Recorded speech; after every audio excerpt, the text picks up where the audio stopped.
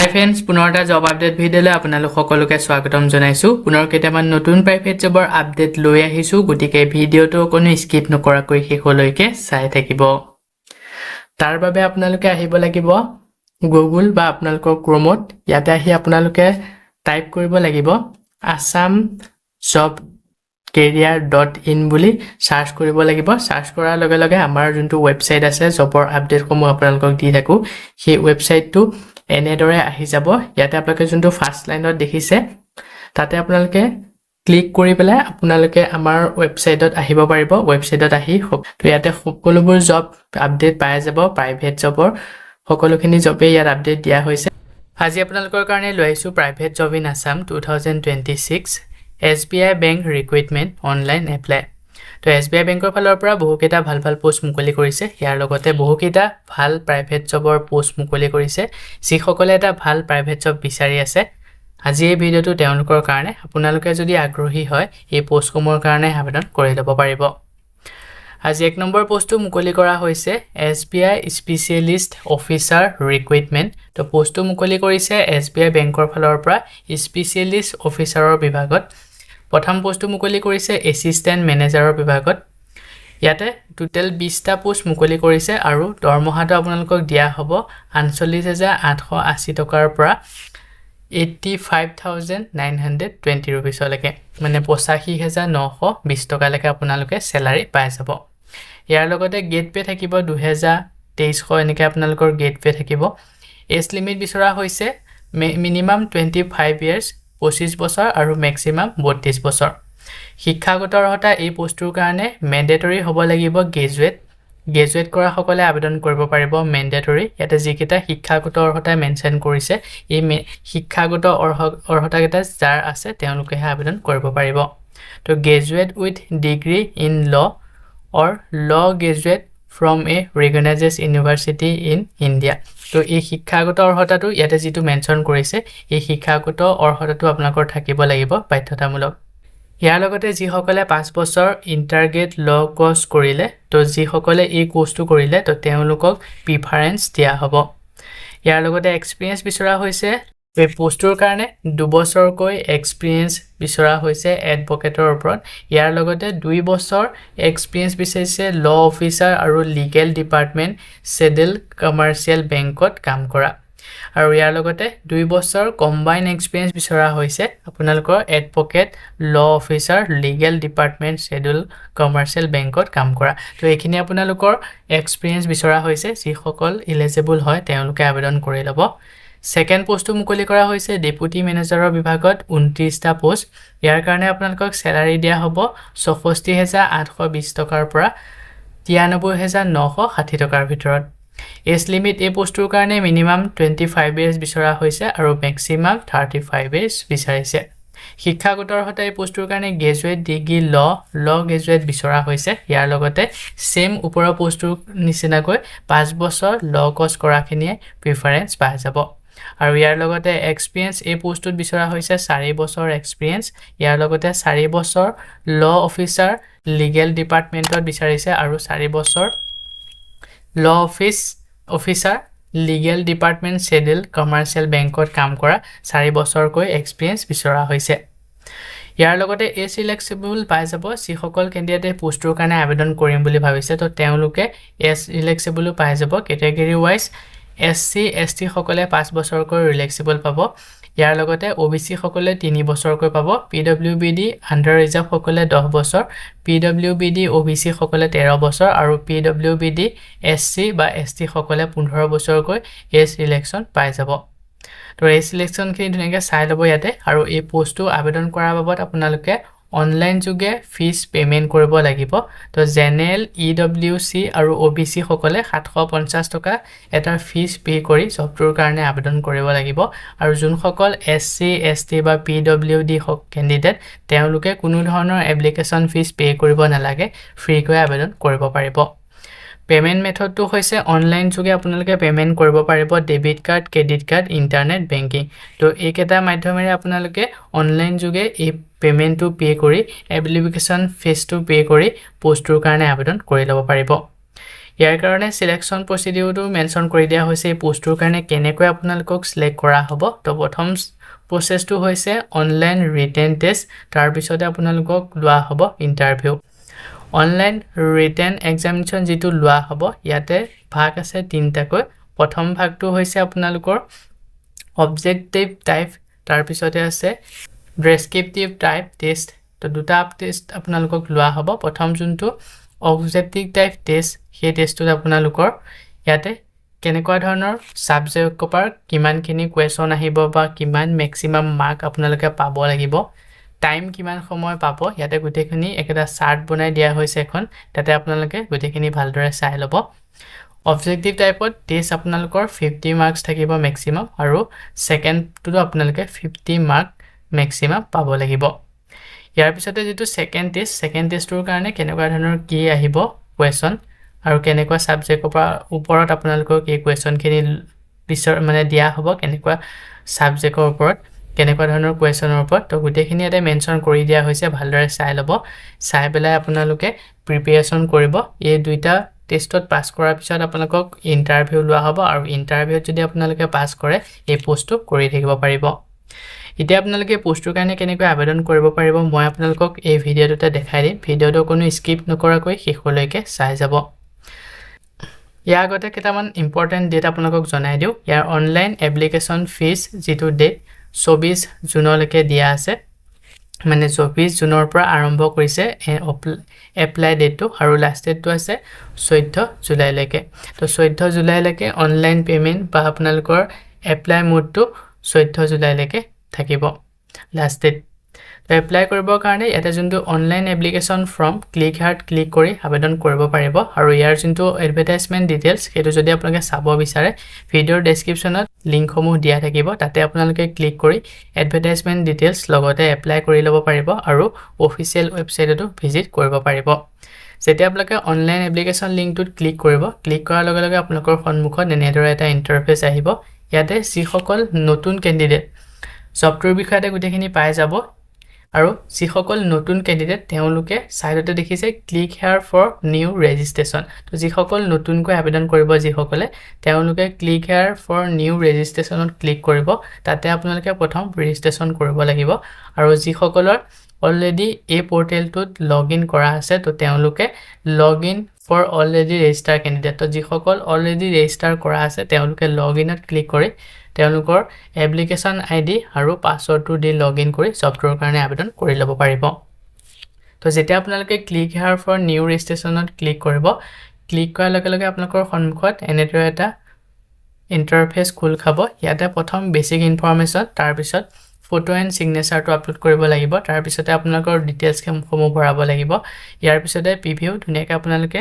কি ভৰালে শুদ্ধ হৈছে নে ভালকে বা চাই ল'ব তাৰ পিছতে আপোনালোকৰ ডকুমেন্ট আপলোড কৰিব লাগিব শিক্ষাগত অৰ্হতা যেনে আপোনালোকৰ পান কাৰ্ড আধাৰ কাৰ্ড বা আপোনালোকৰ মেট্ৰিক পাছ হাই সেকেন্ডাৰী পাছৰ যিসমূহ কোৱালিফিকেশনৰ সাৰ্টিফিকেট বা মাৰ্কশিট সিগনেচাৰ লগতে ফটো ইয়াতে আপলোড কৰিব লাগিব তাৰ পিছতে আপোনালোকৰ যেটো এপ্লিকেশন ফিজ তো পেমেন্টটো কৰি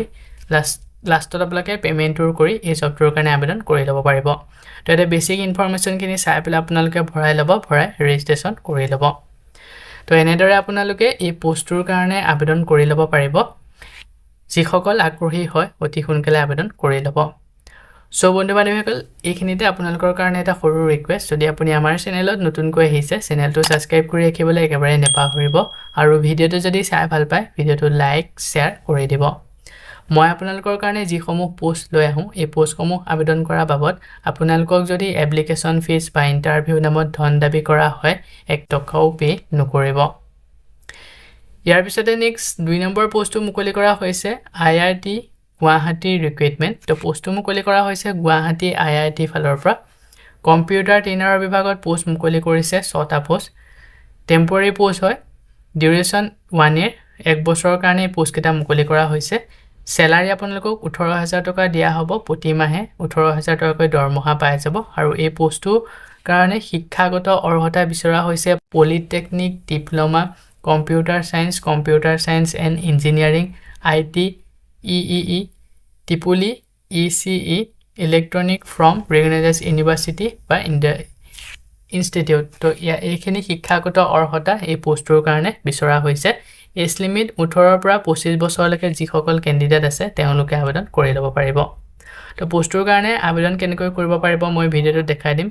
কোনো স্কিপ নকৰাকৈ সম্পূৰ্ণ চাই যাব আৰু ইয়াতে ইম্পৰ্টেন্ট ডেটসমূহ মেনশ্যন কৰা হৈছে স্টাৰ্ট ডেটটো হৈছে 24 জুন আৰু লাষ্ট ডেট দিয়া হৈছে 11 জুলাই তো ইয়াৰ লাষ্ট ডেট 11 জুলাইলৈকে দিয়া হৈছে যিসকল আগ্ৰহী হয় তেওঁলোকে 11 জুলাই আগত আবেদন কৰি ল'ব আৰু ইয়াৰ যোনটো এডভাৰটাইজমেন্ট ডিটেইলছ সেইটো যদি চাব বিচাৰে ভিডিঅ'ৰ ডেসক্ৰিপচনত ইয়াৰ লিংক দিয়া থাকিব এডভাৰটাইজমেন্ট ডিটেইলছ লগতে অফিচিয়েল ৱেবছাইটত ভিজিট কৰি গোটেইসমূহ ভালদৰে চাই ল'ব পাৰিব তো আবেদন কৰিবৰ কাৰণে যেতিয়া আপোনালোকে অনলাইন এপ্লিকেশ্যন ফৰ্ম লিংকটোত ক্লিক কৰিব ক্লিক কৰাৰ লগে লগে আপোনালোকৰ সন্মুখত এনেদৰে এটা ইন্টাৰফেচ আহিব সাইডতে জবটোৰ বিষয়ে কিছুমান ইনষ্ট্ৰাকচন আপোনালোকক দিয়া থাকিব incomplete application in any aspect R liable to the reject to be reject তো যিসকলে এই এপ্লিকেশ্যনখন ইনকমপ্লিট কৈ থৈ দিব তো তেওঁলোকক ৰিজেক্ট কৰা হ'ব আৰু ইয়াৰ লাষ্ট ডেট দিয়া হৈছে ৰিসিভিং এপ্লিকেশ্যন লাষ্ট ডেটটো দিয়া হৈছে 11 জুলাই ৰাতি 12 বজালৈকে আৰু আপোনালোকৰ যদি কিবা অসুবিধা হয় বা কিবা সুধিব বিচাৰে সাপোৰ্টৰ কাৰণে এটা ইমেইল আইডি দিয়া হৈছে আপোনালোকে ইমেইলত মেইল কৰি সকলোখিনি সুধি ল'ব পাৰিব এছ এলিজিবিলিটি খিনি দিয়া হৈছে এজ লিমিট 18 পৰা 25 বছৰ মেন্ডেটৰি ফিল্ড যেটো ষ্টাৰ মাৰ্ক থাকিব ৰেড কালাৰ তো হেখিনি আপোনালোকে মেন্ডেটৰি ফিল কৰিব লাগিব ইয়াৰ পিছতে ফটো আপলোড কৰিব লাগিব ফটোৰ সাইজটো 100 KB ভিতৰত হ'ব লাগিব জেপিজি পিএনজি আৰু জেপিইজি তো এখিনি আপোনালোকৰ ফাইল ফৰমেট আৰু ইয়াৰ লগতে সিগনেচাৰ আপলোড কৰিব লাগিব সেম ফাইল ফৰমেট আৰু 100 KB ভিতৰত তাৰ পিছতে আপোনালোকে ডকুমেন্ট আপলোড কৰিব লাগিব পিডিএফ মেক্স সাইজ 1 MB ভিতৰত হ'ব লাগিব তো যিসকলৰ এই পোৰ্টেলটোত অলৰেডি ৰেজিষ্টাৰ কৰা আছে তেওঁলোকৰ ইয়াতে প্ৰথম ইমেইল আইডি আৰু পাছৱৰ্ডটো দি পেলাই তলতে যোনটো ক্যাপচাৰ আছে এই ক্যাপচাৰটো এনসাৰটো দি জবটোৰ কাৰণে আবেদন কৰি ল'ব পাৰিব লগইন কৰি আৰু বাকি যিসকল নতুন ইউজাৰ তো নতুন যিসকলে নতুনকৈ আবেদন কৰিম বুলি আহিছে তো তেওঁলোকে নিউ এপ্লিকেশ্যন ৰেজিষ্ট্ৰেচন ইয়াতে আপোনালোকে ক্লিক কৰিব তো ক্লিক কৰাৰ লগে লগে প্ৰথম আপোনালোকে ইমেইল আইডিটো ফিল কৰিব দিব তাৰ পিছতে কনফাৰ্ম ইমেইল আইডি সেই সেম ইমেইল আইডি ইয়াতে আপোনালোকে ফিল কৰিব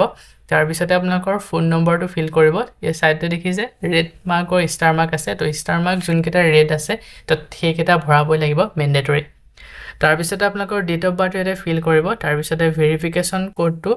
এনসাৰটো তলতে বক্সটোত ফিল কৰি সাইন আপত ক্লিক কৰি ৰেজিষ্ট্ৰেচন কৰি ল'ব কৰি পেলাই আপোনালোকে লগইন কৰি এই জবটোৰ কাৰণে আবেদন কৰি ল'ব পাৰিব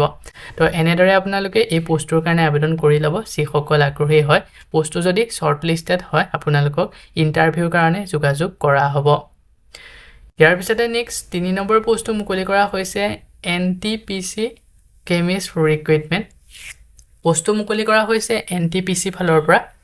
ইয়াতে এসিস্টেন্ট কেমিষ্ট ট্ৰেইনাৰৰ বিভাগত পোষ্টটো মুকলি কৰা হৈছে টোটাল 40টা পোষ্ট মুকলি কৰিছে ক্যাটাগৰী ওয়াইজ পোষ্টসমূহ ভাগ কৰি দিয়া হৈছে ইউআৰ আন্ডাৰ ৰিজাৰ্ভ সকলৰ কাৰণে 17টা post economically weak section EWS তো সেই সকলৰ কাৰণে 4টা post OBC other backward class সকলৰ কাৰণে 10টা পোষ্ট এসসি সকলৰ কাৰণে 6টা পোষ্ট আৰু এসটি সকলৰ কাৰণে 3টাকৈ পোষ্ট মুকলি কৰিছে দৰমহা আপোনালোকক দিয়া হ'ব 30ৰ পৰা 1,20,000 টকা পৰ্যন্ত আপোনালোকে স্যালাৰি পাই যাব ইয়াৰ লগতে গ্ৰেড পে পাব আপোনালোকৰ কামৰ ওপৰত ডিপেন্ড কৰি বেসিক পে আপোনালোকক দিয়া হ'ব শিক্ষাগত অৰ্হতা এই পোষ্টটোৰ কাৰণে এমএসসি কেমিষ্ট্ৰি ওপৰত যিসকলে এমএসসি কৰিলে সেই সকলে আবেদন কৰিব পাৰিব আৰু ইয়াৰ পাৰ্চেন্টেজ বিচৰা হৈছে 60% আপোনালোকৰ থাকিব লাগিব